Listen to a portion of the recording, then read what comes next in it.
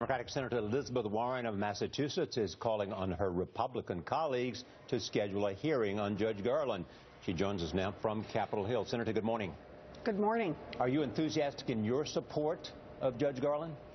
You know, the way I think of this, filling a Supreme Court vacancy is one of the most solemn tasks undertaken by this government. This isn't supposed to be a circus. The president has done his constitutional duty. He has sent us a nominee, and now it is our job in the United States Senate to hold hearings, to examine his credentials, and then to have a vote on him. That's what the Constitution calls for. With respect, Senator, the question I asked was, will you support Judge Garland? But that's the whole point right now, is that we want Judge Garland to come over. I want to meet with him. I want to look at his credentials. I want to see him perform in a hearing. And then I want to be able to have a vote on him. That's what advise and consent means. It's not supposed to be some kind of crazy political process. You know, Senator Toomey said, the Republican from Pennsylvania said, well, if he had been nominated by a Republican, then yes, he'd be willing to consider him, but not since he was nominated by President Obama. You know, this has just really taken off in a direction that is a direct insult to the president. It is a direct insult to the Constitution, and now it is a direct insult to Judge Garland. But, Senator, the Republicans are now pointing to Joe Biden's comments back in 1992 when he said a nomination should not be put forward in an election year. So why is this different this time in 2016? Look, let's be clear. Just go back and look at the history. Every single Republican, every single Supreme Court nominee to a vacant position has had its hearing and a vote. The ones who didn't get a hearing because they went straight to a vote.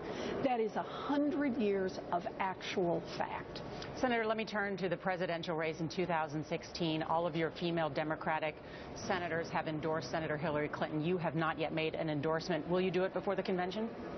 You know, I don't have a timeline for this, but I got to tell you, watching what's been going on the Democratic side really makes me prouder to be a Democrat. We've been out there talking about the issues, both Hillary and Bernie, about how it is that young people are going to be able to get an education without getting crushed by student loan debt, how we can better rein in Wall Street, how we can have trade deals that don't just leave workers in the dirt. You know that your lack of an endorsement at this stage, though, has raised some questions. Let me ask you this. Do you believe that Senator Clinton should release the transcripts of her speeches to Goldman Sachs? Look, I think that our candidates are out doing what they should do in a primary. They are debating the issues. You're not answering my question, Senator. Senator. For themselves. What I'm doing is I'm telling you what I think should be going on right now in this election. Which is a yes or no question. It's a yes or no question. Should she release the transcripts or not? What I told you is I think that the primaries are doing exactly what they should be doing, and the candidates are being tested. What will it take for you to make an endorsement of either candidate? I don't have What more do you need to hear? What I'm glad to see is what's happening right now, and that is that the Democrats are out talking about the issues. I think it makes it very distinct what happens between our side and what's happening over on the other side. Someone said they're doing some kind of reality show. We're out here trying to talk about the issues that affect American people.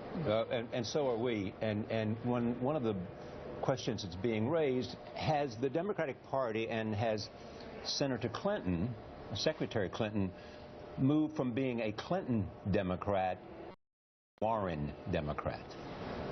You know, what our candidates have told us is what they will stand for as President of the United States. Is it moving to the left? I think what it is moving to where America is. America's hardworking families, America's middle class is really on the ropes. And what we need is somebody in the White House who is going to be out there fighting for them. That's what this next election is going to be about. The Republicans make it clear. They are going to keep working for the rich and the powerful. The Democrats are making it clear. They're going to get out there for working families. They're going to fight to build a future, not just for some of our children, but for all of our children. Senator Big Warren, difference between those. So great to have you.